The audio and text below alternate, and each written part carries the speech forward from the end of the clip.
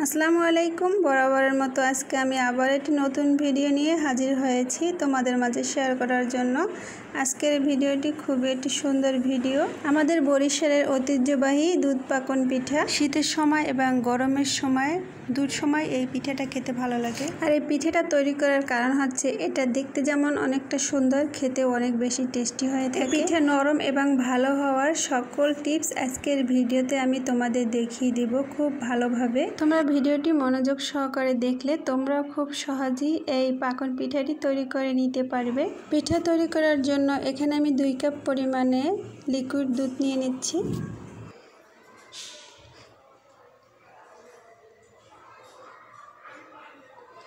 এর ভিতরে আমি দিয়ে দিচ্ছি 1 টেবিল চামচ পরিমাণে চিনি আর সামান্য কিছু লবণ। মিষ্টির যে কোনো খাবারে একটু লবণ দিলে টেস্টটা ভালো হয়। দুধটাকে এখন জাল করে একটা বলক উঠিয়ে নিব। এরপরে আমি শুকনো উপকরণগুলো দিয়ে দিব। এখানে মেজারমেন্ট কাপের 1 কাপ চালের গুঁড়ো নিয়েছি। এই পাকন পিঠা তৈরি করার ক্ষেত্রে চালের গুঁড়োটা দিলে বেশি খেতে ভালো লাগবে। আর নিয়েছি আমি 1 কাপ ময়দা। তোমরা যখন এই পাকন পিঠাটা তৈরি করবে তখন এখানে কিছুটা চালের গুঁড়ো দেওয়ার চেষ্টা করবে, তাহলে পাকন পিঠাটা খেতে বেশি ভালো লাগবে, তোমরা বেশি টেস্ট পাবে। শুকনো উপকরণগুলো দেওয়ার পরে আমি 2 মিনিটে কোনো নাড়াচাড়া দেইনি। 2 মিনিট পরে আমি নেড়ে চেড়ে ভালোভাবে সেদ্ধ করে নিচ্ছি। আমি যখন পাকন পিঠা তৈরি করি তখন একটু বাড়িয়ে তৈরি করার চেষ্টা করি, কারণ আমার বাসার ছোট থেকে বড় সকলের কাছে এই পিঠাটা অনেক বেশি প্রিয়। সে কারণে আমি একটু বাড়িয়ে সব সময় তৈরি করার চেষ্টা করি। তোমরা চাইলে এই পিঠাটা বাড়িয়ে অথবা কমিয়ে তৈরি করে নিতে পারো। এখানে আমার আটাটা সেদ্ধ করে চুলা থেকে নামিয়ে নিয়েছি। এরপরে আমি ঢাকনা দিয়ে ঢেকে রেখে দিব। অন্যদিকে আমি চুলার উপরে একটি পাত্র বসিয়ে এর ভিতরে আমি 4 কাপ পরিমাণে লিকুইড দুধ দিয়ে দিচ্ছি। আমি এখানে 4 কাপ লিকুইড দুধের ভিতরে মেজারমেন্ট কাপের 1 কাপ চিনি দিয়ে দিব। এতে মিষ্টিটা একদম পারফেক্টভাবে হয়ে যাবে। তার সাথে আমি দিয়ে দিচ্ছি সামান্য কিছু লবণ। মেজারমেন্ট কাপের 1 কাপ গুঁড়া দুধ। এতে দুধটা ঘন হবে, খেতে অনেক বেশি ভালো লাগবে। তবে আমি দুধটাকে জাল দিয়ে অনেক বেশি ঘন করব না। আমি 2 টুকরো দারচিনি আর 3টে এলাচি দিয়ে দিচ্ছি, এতে ফ্লেভারটা অনেক সুন্দর আসবে। দুধটাকে আমি 4 থেকে 5টি বলক উঠিয়ে নিব, তার বেশি আর জাল করব না। এখন আটাটাকে ভালোভাবে আমি মেখে নিচ্ছি। আটাটাকে একটু ভালোভাবে মেখে নিতে হবে, তাহলে পিঠাটা বানানোর সময় ফেটে যাওয়ার আর কোনো চান্স থাকবে না। মিষ্টি ছাড়া যে টোস্ট বিস্কিটটা আছে সেটা আমি কিছুটা গুঁড়ো করে নিয়েছি। একটি ডিম আমি ফেটে নিচ্ছি। ডিমের সম্পূর্ণটা দিয়ে আমি পিঠাটা তৈরি করব, তবে প্রথমে আমি অল্প কিছু দিয়ে মেখে নিব। এরপরে দিয়ে দিচ্ছি 1 টেবিল চামচ পরিমাণে সরিষার তেল দিয়ে আমি প্রথমে মেখে নিচ্ছি। পরবর্তী বাকি যে ডিমটা রয়েছে সেটা দিয়ে আমি ভালোভাবে মেখে নিব। তবে প্রথমে সব ডিমটা দিয়ে মেখে নেওয়া যাবে না, অল্প করে দিয়ে তারপরে মেখে নিতে হবে। এখন বাকি যে ডিমটা ছিল সম্পূর্ণটাই আমি দিয়ে তারপরে আবার একটু মেখে নিচ্ছি। এভাবে করে আটাটাকে ভালোভাবে মেখে নিতে হবে, তাহলে পিঠাটা অনেক সুন্দর হবে আর অনেক সফট হবে।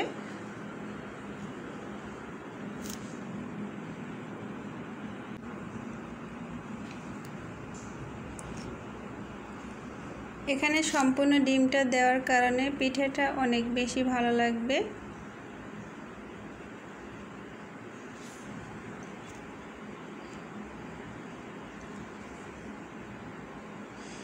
এরপর আমি আরও 1 টেবিল চামচ পরিমাণে রেগুলার রান্নার সাদা তেল দিয়ে আবার একটু মেখে নিব।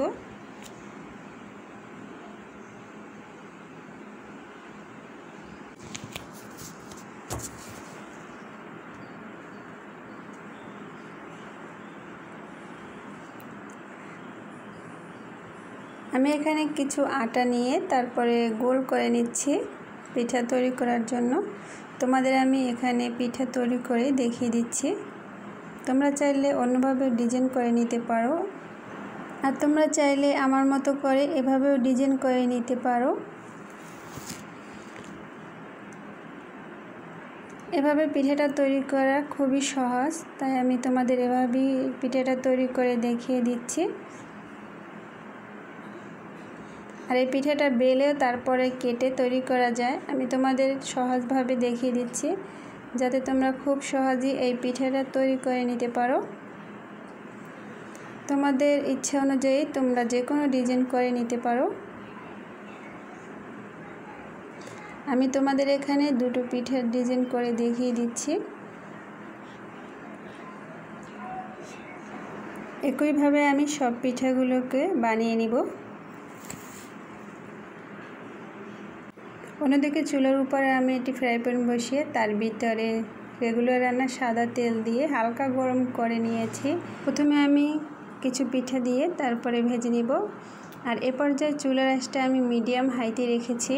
এই পিঠাটা ভাজার সময় চুলার আঁচটা একদম লোতেও রাখা যাবে না আর একদম হাইতেও রাখা যাবে না, মিডিয়াম হাইতে রেখে ভাজলে পিঠাটা অনেক বেশি ভালো হবে। পিঠাটা দেওয়ার পরে কোনো রকম নাড়াচাড়া করব না। যখন এক পাশ বাদামি কালার হয়ে আসবে তখন উল্টিয়ে আমি অপর পাশ ভেজে নিব।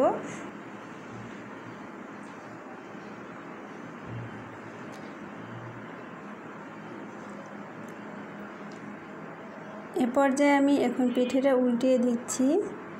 যখন হালকা বাদামি কালার হয়ে আসছে তখন আমি এই পিঠাটা উল্টিয়ে অপর পাশ আবার ভেজে নিব। এই পিঠাটা একটু ধৈর্য নিয়ে তারপরে ভেজে নিতে হবে, বেশি তাড়াহুড়ো করে এই পিঠাটা ভেজে নেওয়া যাবে না। আমি এরকমের উল্টে পাল্টিয়ে সব পিঠাগুলোকে ভেজে নিব সমানভাবে। এখন একটি স্টিনারের সাহায্যে আমি পিঠাগুলোকে উঠিয়ে নিব। এভাবে কালার করে তারপরে পিঠাগুলোকে ভেজে নিতে হবে। আর পিঠাগুলো উঠিয়ে নেওয়ার পরে আমি ঠান্ডা করে নিব। বাকি যে পিঠাগুলো আছে সেগুলোকে আমি এই একইভাবে তারপরে ভেজে নিব। বাকি পিঠাগুলো থেকে আমি কিছু পিঠা দিয়ে তারপরে আবার ভেজে নিচ্ছি। বন্ধুরা, তোমাদের কাছে আমার এটি রিকোয়েস্ট থাকবে, আমার ভিডিওটি দেখার পরে তোমরা যদি অল্প কিছু উপকৃত হয়ে থাকো তাহলে আমার ভিডিওতে একটি লাইক দিয়ে প্লিজ আমার চ্যানেলটি সাবস্ক্রাইব করে দিও সবাই। আর একটু কষ্ট করে তোমার এই বোনটির জন্য ভিডিওটি শেয়ার করে দিও। পাশে থাকা বেল আই বাটনটি অন করে রেখো যাতে করে আমি ভিডিও ছাড়ার সাথে সাথে তোমাদের কাছে নোটিফিকেশন চলে যায় আর তোমরা আমার ভিডিওটি দেখতে পাও। এরপর আমি দুধের ভিতরে পিঠাগুলোকে ভিজিয়ে নিচ্ছি। দুধটা একটু হালকা গরম থাকতে হবে আর পিঠাগুলোকে ঠান্ডা করে নিয়েছি। তোমরা যখন এই পিঠাটা দুধের ভিতরে ভিজাবে তখন পিঠাটা ঠান্ডা করে নিতে হবে আর দুধটা গরম থাকতে হবে। এ পর্যায়ে পিঠাটা ভিজালে বেশি ভালো হবে। আর পিঠাটা তোমরা একটু সময় নিয়ে ভিজিয়ে রাখবে, এতে পিঠাগুলো অনেক বেশি নরম হবে, খেতে অনেক বেশি ভালো লাগবে। আমার ভিডিওটি যারা শেষ পর্যন্ত দেখছো তাদের সকলকে অনেক অনেক ধন্যবাদ। সবাই ভালো থেকো, সুস্থ থেকো আর সবসময় নিজের প্রতি খেয়াল রেখো। সবাইকে আসসালামু আলাইকুম, আল্লাহ হাফিজ।